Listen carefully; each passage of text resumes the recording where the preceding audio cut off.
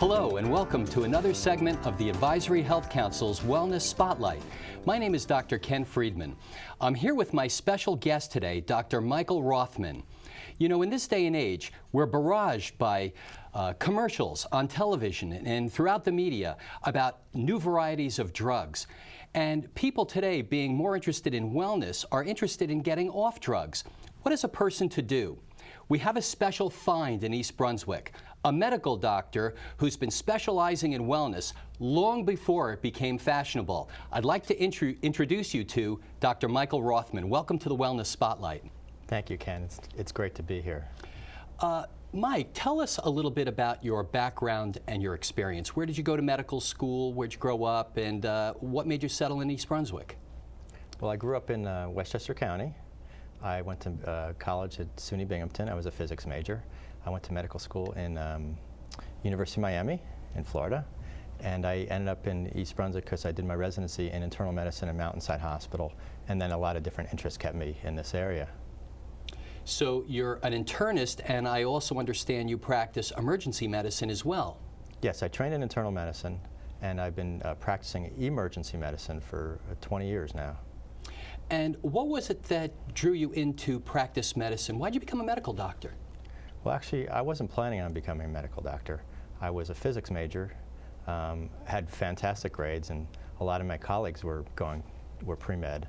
A lot of people said, oh, you should go to medical school. But I really wasn't that interested. I was going to become a biomedical engineer. My second year in college, however, I became very ill. I had a very debilitating illness, and it drew me into medicine in terms of interacting with doctors. And my experience with them was really not very good. That experience and things that occurred after that, I was able to actually help myself through mind-body techniques, through taking care of myself, and it seemed to help more than the doctors were able to help me.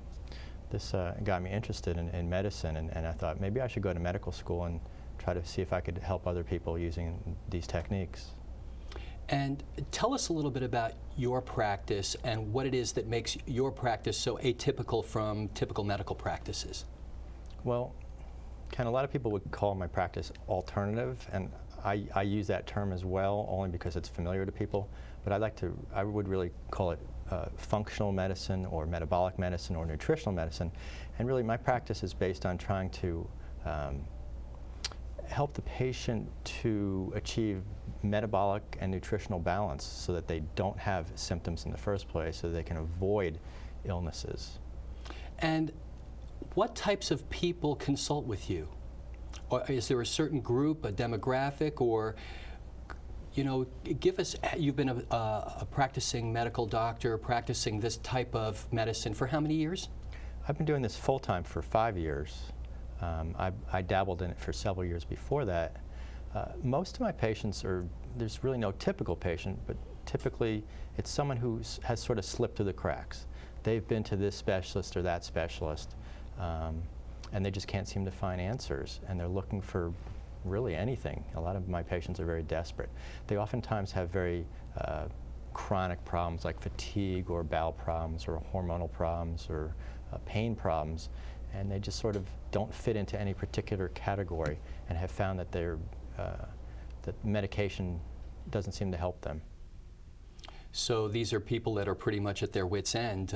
They've gone the traditional medical route and they don't know where else to go. Yes.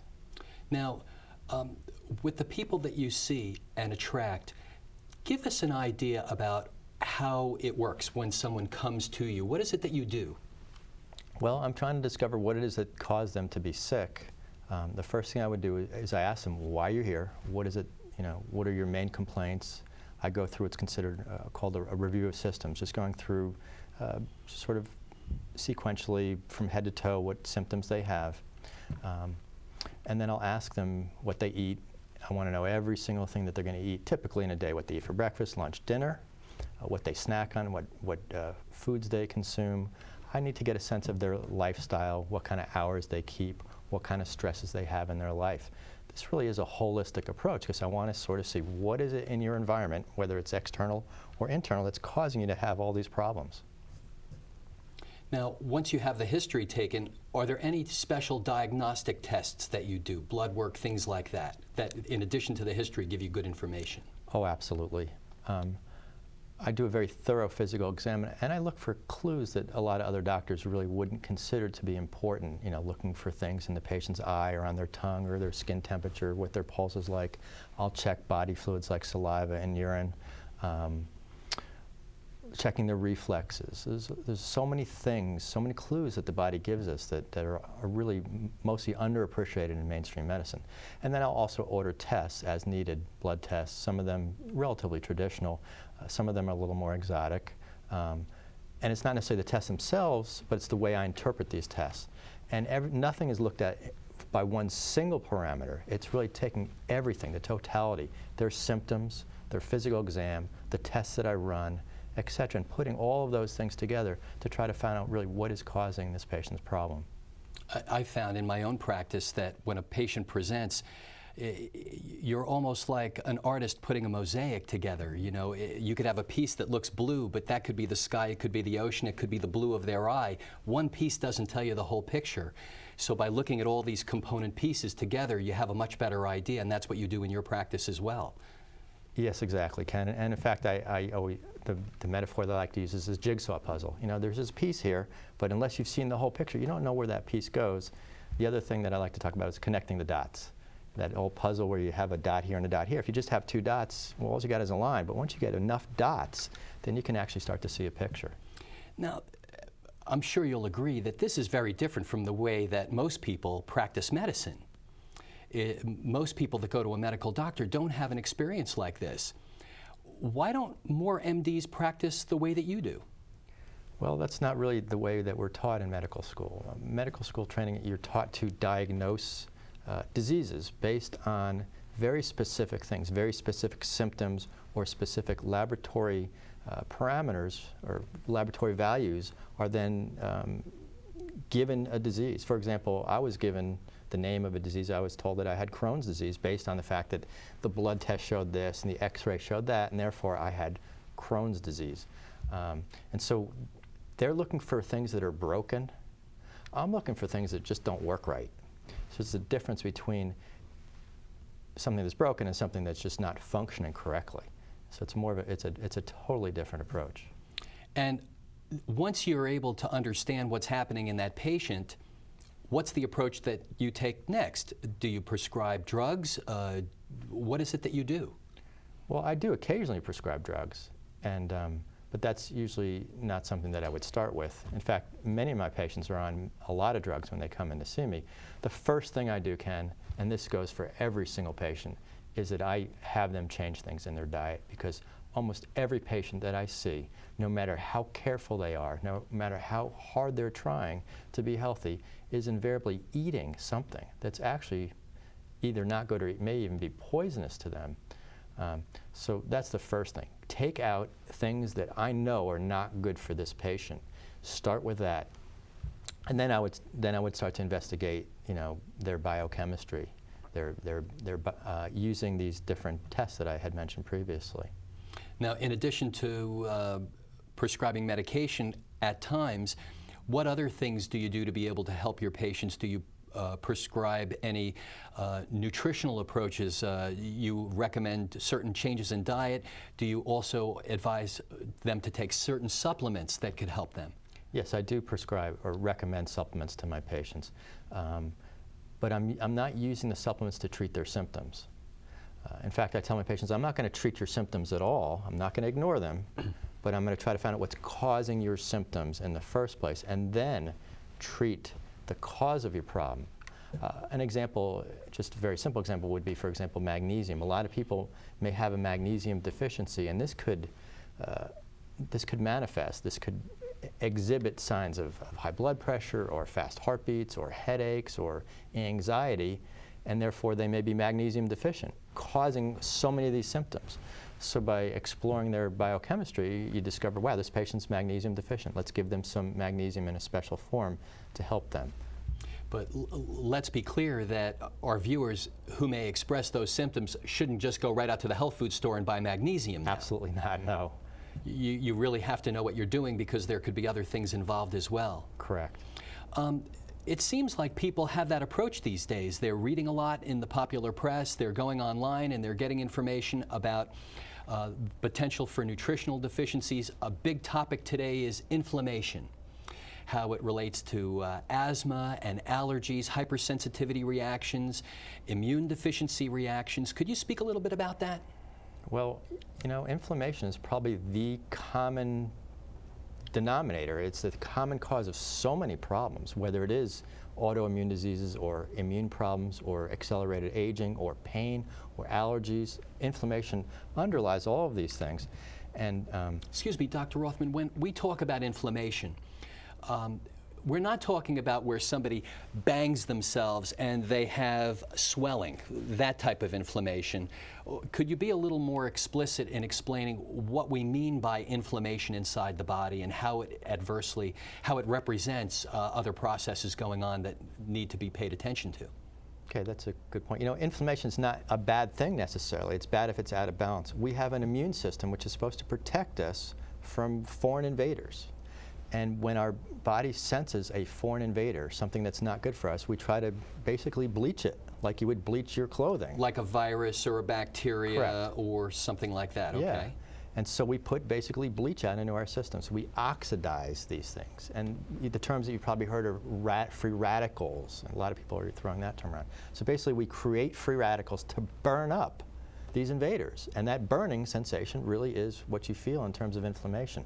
So we have this inflammation to try to counteract these foreign invaders. And then we have these fire extinguishers to counteract the fire. Those are your antioxidants. Okay, and in lay terms, how could you explain that a little bit better? You know, a lot of people are expressing allergies throughout the course of the year, whether it's spring, summer, or fall, or even winter. And if they have an allergy, we know that they're expressing some form of inflammation inside their body. What's going on, and what do you advise to be the best approach towards that? Well, there may be specific foods that they're allergic to or specific environmental things like pollen or dust, but it's really how they're responding to those things which is even more important. And their immune system may be hyperactive. In other words, it's just over-responsive. Just any little thing is going to set off that immune system. And the cause of that may be because they're eating things that are not good for them all the time, and their body's recognizing those things as poisonous. So the single most important thing is don't eat things that are poisonous, that actually cause inflammation. And unfortunately, we as a people are eating these things, consuming them just all over the place. One example of that would be sugar. Now, we've all heard sugar's no good for you, but when you really get into the science of it, it would shock you how bad sugar is. And it's one of those things that will make inflammation, allergies, any problem that you have much, much worse. Now, who says that sugar is bad? If it's so bad for you, how come it tastes so good? Well, it tastes good because I believe we're all addicted to sugar and that we're born addicted to sugar. What do you mean by that? How can we be born addicted to sugar? How did cavemen have sugar? Well, they didn't really have regular sugar, but they had perhaps some fruits available. You know, if you look at what caused more deaths than anything in the history of the human race, and that's starvation. And unless you had some extra fat on you before the winter came, you would actually starve to death in the winter. So we're attracted to sugar because it actually makes us fat, which used to be an advantage. And that's why I believe that we are all addicted to it. So if you look at when is fruit mostly available to us, well, it's available at the end of the summer before the winter comes. And so if you weren't attracted to this taste, we start gorging ourselves on this fruit, and it would actually create fat in our bodies, which at that point was an advantage. So if I understand you correctly, what happens is we eat things that aren't necessarily good for us, or we eat things that aren't necessarily in the right quantity that's good for us.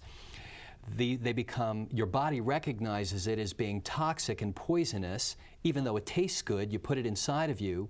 Your body reacts to it, by creating a very sensitive immune system that's responding to it, and then that immune system in responding to the toxins that are inside your body also go after other things that may be in your environment, like pollen and things like that, and that's why a person becomes so inflamed. Is that pretty much? I think you got that pretty well said. I'm sure there are people out there in the medical community that would argue with the specifics of that, and I would say, but you really put that together in a nutshell. Very good job, yeah. Okay, so now, if a person's walking around, do they know they have inflammation inside their body? Is it something that they can be aware of or feel, or could it be that they have a reduced immunity as a result of these processes going on because they're thinking that they're eating the right things, but they may not be, and it's causing them to be more susceptible to allergies, diseases, and other processes? Exactly, and there's people walking around, they're the walking wounded that are sort of dragging themselves through the day. They may experience fatigue or headaches or sweatiness or hunger or lack of concentration. Just name the symptom. Those symptoms are all being caused by something. Inflammation often is one of those things that's causing that, and sugar and other things. By the way, fried food is the other major culprit. Oh, really? Oh, fried food and polyunsaturated vegetable oils, these things like the corn oils, are terrible, terrible products that are only being used because they're very inexpensive. So corn oils, what other kinds of oils are the kinds of oils to avoid cooking with? Well, corn oil, what else? Canola oil, is that good? We hear that has health benefits. Sesame oil, there's all kinds of oils that are out there. Are there certain ones that are better than others? There are certain ones that are less bad than others. The ones that I would only recommend 3 oils to patients, basically. And anything else other than that can really lead to inflammation and accelerated aging and other problems. Butter, olive oil, and coconut oil. Wait a minute.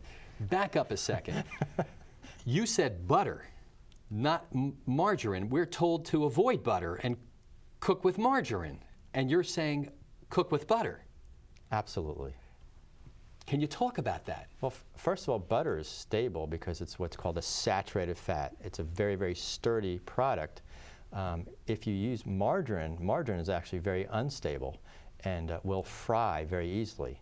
So when you cook with it and it fries, it actually oxidizes, means it gets burnt up. So you're putting this burnt up material in your body, and you're basically putting inflammation or things that are prone to inflammation into your body. It's the last thing you want to do.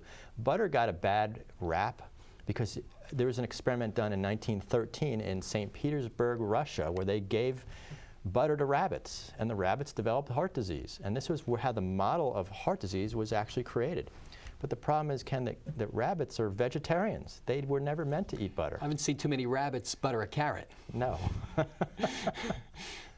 So this myth that butter is actually bad for us started with these rabbit studies in 1913. And there's been other things that have perpetuated this myth as well. There was a very, very famous study called the 7-Country Study by Dr. Ansel Keys, where he allegedly proved that any country that had high levels of saturated fat intake actually had high levels of heart disease. Well, the problem is that there was more than 7 countries in the world. Ansel Keys only chose those 7 that actually fit his results. And we know about, for example, in France, where the diet is relatively high in fat, and yet people don't have as much heart disease as they do in other countries.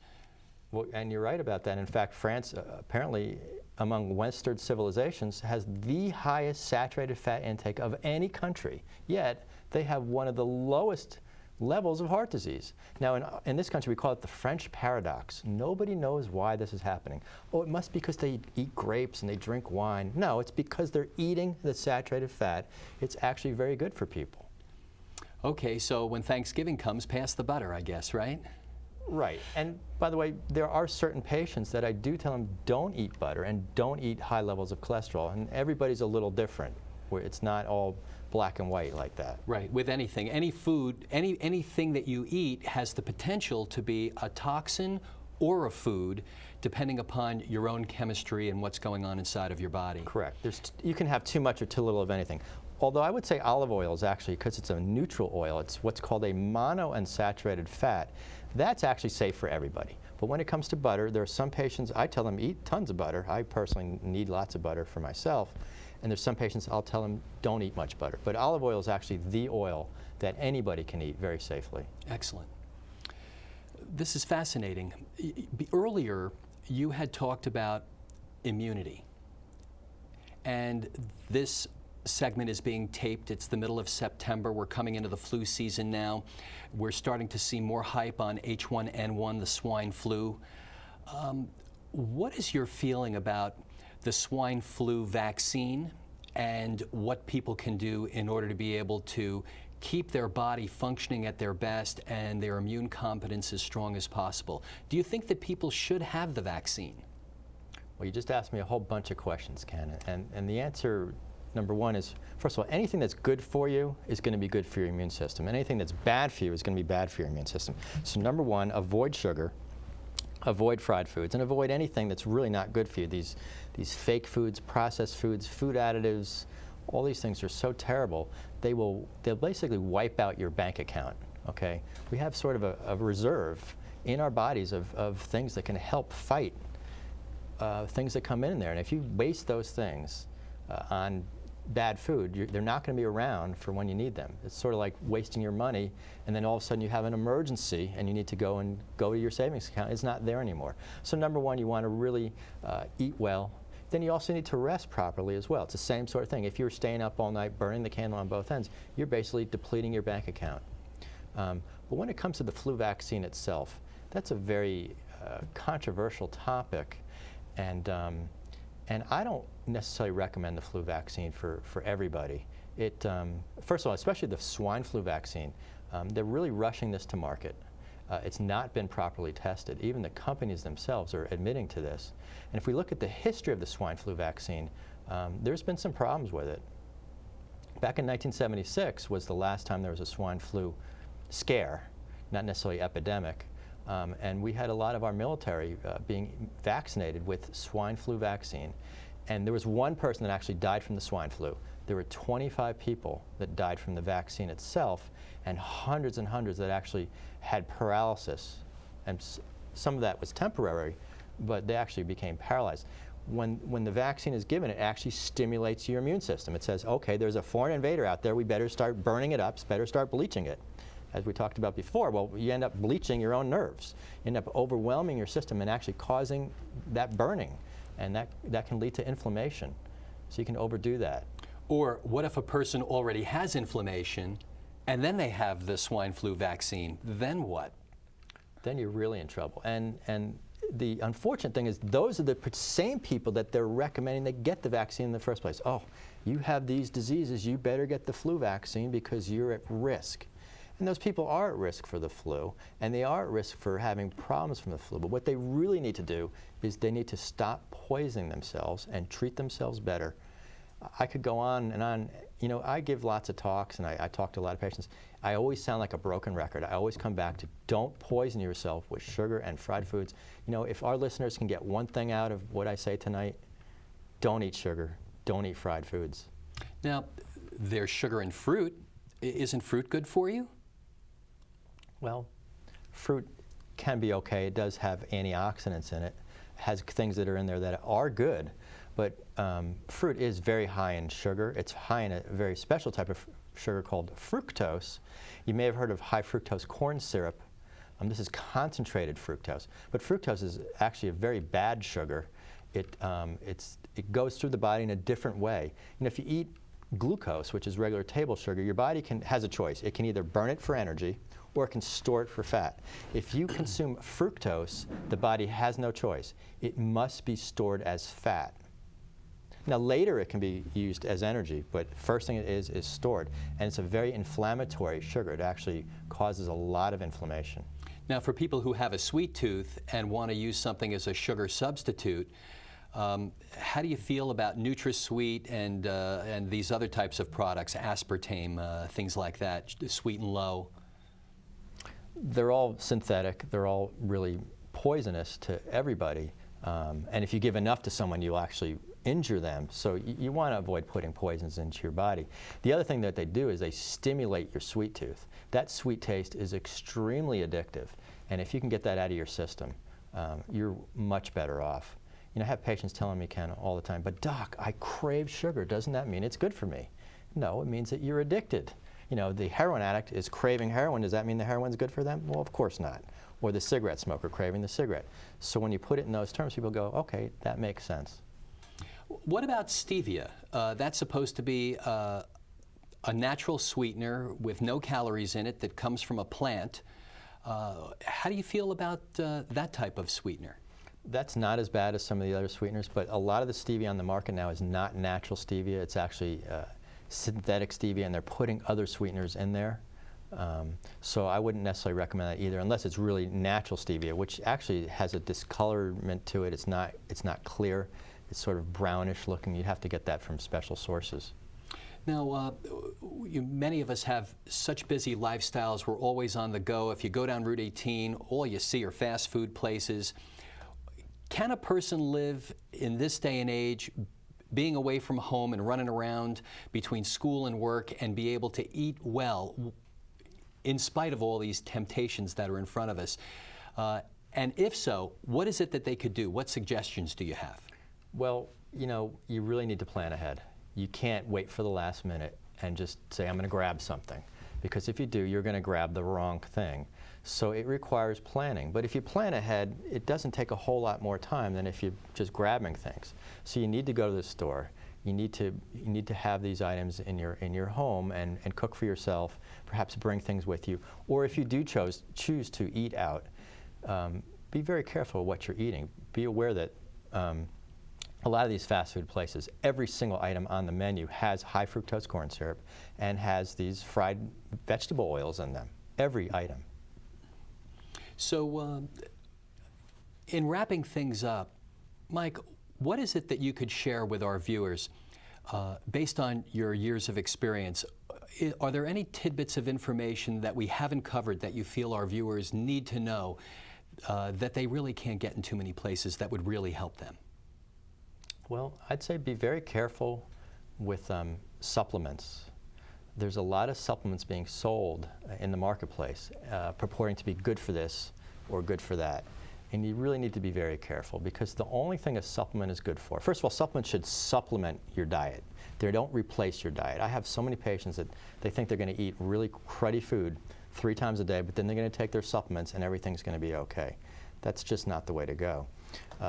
But supplements themselves can be very, very dangerous because they're powerful agents. If something can help you, it can also hurt you. And excuse me, Dr. Rothman, we're running a little bit out of time. Could you please tell our viewers who may want to get in touch with you how they could reach you? They can reach me at my office. It's MD Wellness and Aesthetics, 230 Route 18, East Brunswick, New Jersey, 732-214-8711.